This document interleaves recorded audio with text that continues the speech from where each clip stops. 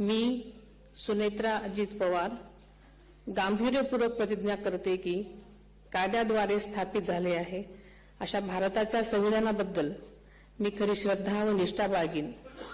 मी भारताची सार्वभौमता व एकात्मता उन्नत राखीन। मी महाराष्ट्र राज्याची उपमुख्यमंत्री म्हणून माझी कामे निष्ठापूर्वक व ससद्विवेक बुद्धीने पार पाडेन आणि संविधान व कायदा यानुसार सर्व तऱ्हेच्या लोकांना मी गांभीर्यपणे व निपक्षपातीपणे तसेच कोणाच्याही विषयी ममत्वभाव किंवा आकस न बाळगता न्याय वागणूक देईन।